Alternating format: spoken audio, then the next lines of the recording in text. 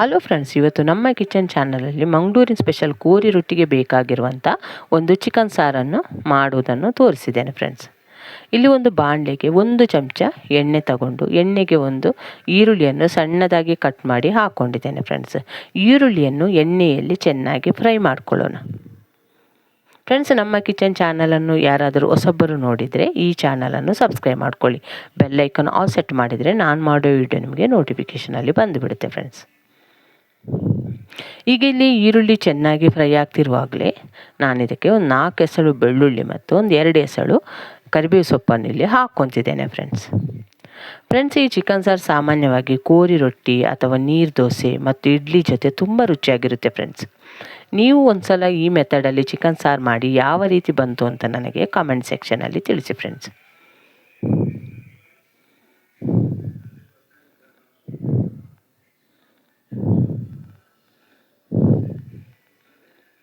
ಈಗ ಈರುಳ್ಳಿ ಫ್ರೈ ಆದಮೇಲೆ ಅದಕ್ಕೆ 3 ಚಮಚದಷ್ಟು ಅವಿಜ, ಅರ್ಧ ಚಮಚದಷ್ಟು ಜೀರಿಗೆ, 1 ಚಮಚದಷ್ಟು ಕಾಳುಮೆಣಸು, ಮತ್ತೊಂದು 1/4 ಟೇಬಲ್ ಸ್ಪೂನಷ್ಟು ಮೆಂತ್ಯ, ಮತ್ತೊಂದು ಅರ್ಧ ಟೇಬಲ್ ಸ್ಪೂನಷ್ಟು ಸಾಜೀರಿಗೆ, 2 ಏಲಕ್ಕಿ, ಒಂದು 4 ಲವಂಗ, ಮತ್ತೊಂದು ಮರಾಠ ಮೊಗ್ಗು ಇಲ್ಲಿ ಹಾಕ್ಕೊಂಡಿದ್ದೇನೆ ಫ್ರೆಂಡ್ಸ್. ಈ ಮಸಾಲ ಪದಾರ್ಥವನ್ನು ಗ್ಯಾಸನ್ನು ಕಡಿಮೆ ಇಟ್ಕೊಂಡೇ ಇದನ್ನು ಉರಿಯಲ್ಲಿ ಫ್ರೈ ಮಾಡ್ಕೋಬೇಕು ಫ್ರೆಂಡ್ಸ್. ಇದು ಮಸಾಲ ಪದಾರ್ಥ ಸ್ವಲ್ಪ ಘಮ ಬರುವವರೆಗೆ ಫ್ರೈ ಮಾಡ್ಕೊಳ್ಳೋಣ.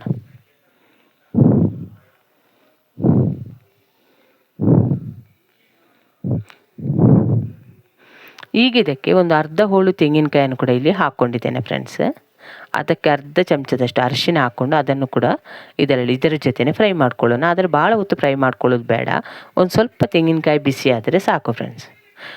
ಇನ್ನೊಂದು ಅರ್ಧ ಹೋಳು ತೆಂಗಿನಕಾಯನ್ನು ರುಬ್ಬಿ ಅದರ 2 ಥರ ತೆಂಗಿನಕಾಯಿ ಹಾಲು ತಗೊಂಡಿದ್ದೇನೆ ಫ್ರೆಂಡ್ಸ್. ಈ ಚಿಕನ್ ಸಾರಿನ ಸೀಕ್ರೆಟೇ ತೆಂಗಿನಕಾಯಿ ಹಾಲು. ಈಗ ಇದನ್ನು ತಣ್ಣಗಾಗೋದಕ್ಕೆ ಬಿಡ್ತಿದ್ದೇನೆ. ಈಗ ಅದೇ ಬಾಣಲೆಗೆ 1 ಚಮಚ ಎಣ್ಣೆ ಹಾಕ್ಕೊಂಡು ಒಂದು 20 ಬ್ಯಾಡಗಿ ಮೆಣಸಿನ್ಕಾಯನ್ನು ಅದರಲ್ಲಿ ಫ್ರೈ ಮಾಡ್ಕೊತಿದ್ದೇನೆ ಫ್ರೆಂಡ್ಸ್. ಅದು ಬ್ಯಾಡಗಿ ಮೆಣಸಿನ್ಕಾಯಿ ಕ್ರಿಸ್ಪಿನೆಸ್ ಬರುವವರೆಗೆ ಫ್ರೈ ಮಾಡ್ಕೋಬೇಕು. ಇದೊಂದು ಸ್ವಲ್ಪ ಕಡಿಮೆ ಖಾರ ಇರೋದ್ರಿಂದ ಒಂದು 20 ಬ್ಯಾಡಗಿ ಮೆಣಸಿನ್ಕಾಯಿ ತಗೊಂಡಿದ್ದೇನೆ ಫ್ರೆಂಡ್ಸ್ ನಾನು.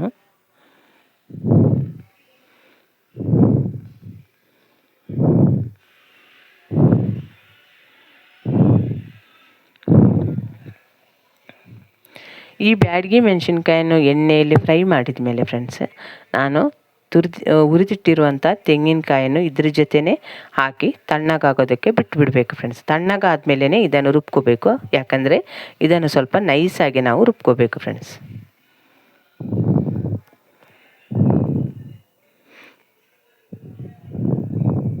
ಇಷ್ಟಾದರೆ ಸಾಕು ಫ್ರೆಂಡ್ಸ್. ಗ್ಯಾಸ್ ಆಫ್ ಮಾಡಿ ಈಗ ಮೊದಲೇ ಹುರಿದಿರುವಂಥ ತೆಂಗಿನಕಾಯಿ ಮಸಾಲವನ್ನೆಲ್ಲ ಇದರ ಜೊತೆನೇ ಹಾಕಿ ತಣ್ಣಗಾಗೋದಕ್ಕೆ ಬಿಡ್ತಿದ್ದೇನೆ ಫ್ರೆಂಡ್ಸ್.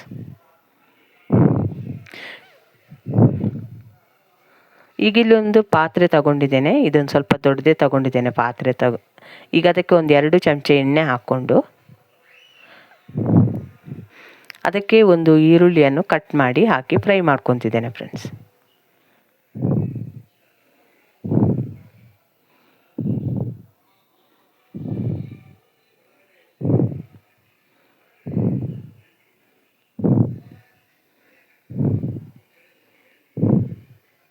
ಈರುಳ್ಳಿ ಚೆನ್ನಾಗಿ ಫ್ರೈ ಆದಮೇಲೆ ಒಂದು 3 ಹಸಿಮೆಣಸಿನ್ಕಾಯಿ ಮತ್ತೊಂದು 2 ಟೊಮೆಟೊ ಹಣ್ಣನ್ನು ಕೂಡ ಇದಕ್ಕೆ ಹಾಕ್ಕೋಬೇಕು.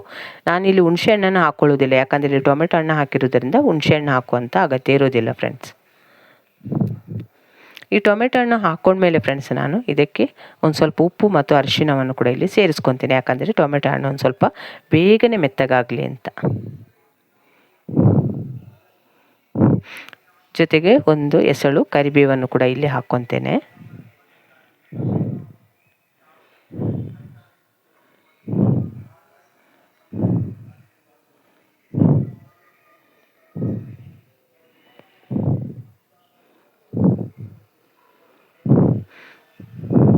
ಈಗ ಟೊಮೆಟೊ ಹಣ್ಣು ಈರುಳ್ಳಿ ಎಣ್ಣೆಯಲ್ಲಿ ಚೆನ್ನಾಗಿ ಫ್ರೈ ಆಗಬೇಕು ಫ್ರೆಂಡ್ಸ್.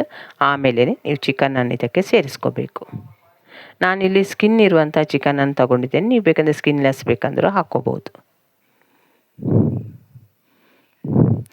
ಈಗ ಇದಕ್ಕೆ ನೀರನ್ನೇನು ಸೇರಿಸ್ಕೊಳ್ಳೋದು ಬೇಡ. ಇಲ್ಲಿ ಟೊಮೆಟೊ ಮತ್ತು ಈರುಳ್ಳಿ ಇರುವುದರಿಂದ ಗ್ಯಾಸನ್ನು ಸಣ್ಣ ಉರಿಯಲ್ಲಿಟ್ಟು ಒಂದು ಸಲ ಚಿಕನ್ ಉಪ್ಪನ್ನು ಹೀರ್ಕೊಳ್ಳಿ ಅಂತ ಮುಚ್ಚಳ ಮುಚ್ಚಿ ಒಂದು 5 ನಿಮಿಷ ಬಿಡೋಣ. ಯಾಕಂದರೆ ಚಿಕನ್ನಲ್ಲಿರುವಂಥ ನೀರು ಕೂಡ ಬಿಟ್ಕೊಳ್ಳುತ್ತೆ ಫ್ರೆಂಡ್ಸ್, ಅದಕ್ಕೋಸ್ಕರ. ಒಂದು 5 ನಿಮಿಷ ಆದಮೇಲೆ ನಾನು ನಿಮಗೆ ತೆಗೆದು ತೋರಿಸಿದ್ದೇನೆ ಫ್ರೆಂಡ್ಸ್. ಚಿಕನ್ ಚೆನ್ನಾಗಿ ನೀರು ಬಿಟ್ಟಿದೆ. ಅದಕ್ಕೆ ನಾನು ರುಬ್ಬಿರುವಂಥ ಮಸಾಲವನ್ನು ಹಾಕ್ಕೊತಿದ್ದೇನೆ. ಜೊತೆಗೆ ನಾನು 2ನೇ ಸಲ ತೆಗೆದಿರುವಂಥ ತೆಂಗಿನಕಾಯಿ ಹಾಲನ್ನು ಕೂಡ ಇದಕ್ಕೆ ಸೇರಿಸ್ಕೊತಿದ್ದೇನೆ ಫ್ರೆಂಡ್ಸ್. ಈ ತೆಂಗಿನಕಾಯಿ ಹಾಲನ್ನು ಹಾಕ್ಕೊಂಡ್ಮೇಲೆ ನಿಮ್ಮ ಕನ್ಸಿಸ್ಟೆನ್ಸಿ ನೋಡಿಕೊಂಡು ನೀರನ್ನು ಸೇರಿಸ್ಕೊರಿ.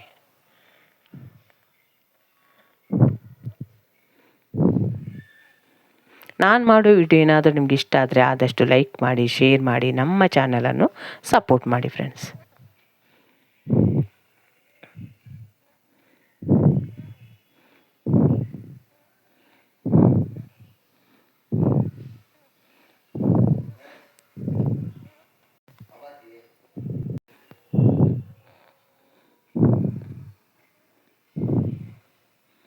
ಈಗ ಇದಕ್ಕೆ ಬೇಕಾಗಿರುವಂಥ ನೀರನ್ನು ಸೇರಿಸ್ಕೊಂಡ್ಮೇಲೆ ಕೊತ್ತಂಬರಿ ಸೊಪ್ಪು ಹಾಕಿ ಅದನ್ನು ಒಂದು 20ರಿಂದ 25 ನಿಮಿಷ ನೀವು ಬೇಯಿಸ್ಕೋಬೇಕು ಫ್ರೆಂಡ್ಸ್.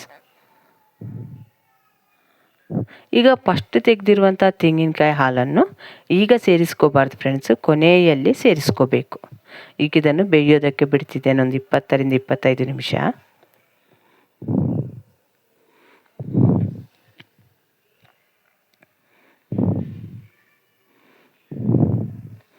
ಈಗ ಒಂದು 25 ನಿಮಿಷ ಆಗಿದೆ ಫ್ರೆಂಡ್ಸ್. ನೀವು ನೋಡ್ತಿರ್ಬೋದು ಸಾರು ಯಾವ ರೀತಿ ಕುದೀತಿದೆ ಅಂತ. ಇದಕ್ಕೆ ಉಪ್ಪು ಖಾರ ಏನೇ ಕಡಿಮೆ ಆಗಿದ್ದರೂ ನೀವು ಇಲ್ಲಿ ಸೇರಿಸ್ಕೋಬೋದು ಫ್ರೆಂಡ್ಸ್. ಚಿಕನ್ ಚೆನ್ನಾಗಿ ಬೆಂದಿದೆ ಫ್ರೆಂಡ್ಸ್. ಈಗ ಇಲ್ಲಿ ಒಂದು ಸ್ವಲ್ಪ ಉಪ್ಪು ಕಡಿಮೆ ಆಗಿದೆ. ನಾನೀಗ ಉಪ್ಪನ್ನು ಸ್ವಲ್ಪ ಸೇರಿಸ್ಕೊತೇನೆ. ಈಗ ಇದಕ್ಕೆ ನಾನು ಫಸ್ಟ್ ತೆಗೆದಿರುವಂಥ ತೆಂಗಿನಕಾಯಿ ಗಟ್ಟಿ ಹಾಲನ್ನು ಸೇರಿಸ್ಕೊಂಡು ಭಾಳ ಹೊತ್ತೇನು ಕುದಿಸ್ಕೊಳ್ಳೋದು ಬೇಡ, ಒಂದು ಕುದಿ ಬಂದರೆ ಸಾಕು ಫ್ರೆಂಡ್ಸ್. ನೋಡಿದಿರಲ್ಲ ಎಷ್ಟು ಈಸಿಯಾಗಿ ನಾನು ಒಂದು ಡಿಫ್ರೆಂಟ್ ಮೆಥಡಲ್ಲಿ ಚಿಕನ್ ಸಾರು ಮಾಡಿದೆ ಅಂತ. ಈ ವಿಡಿಯೋವನ್ನು ನೀವು ನೋಡಿದ್ದಕ್ಕೆ ನಿಮಗೆ ತುಂಬ ಧನ್ಯವಾದಗಳು ಫ್ರೆಂಡ್ಸ್.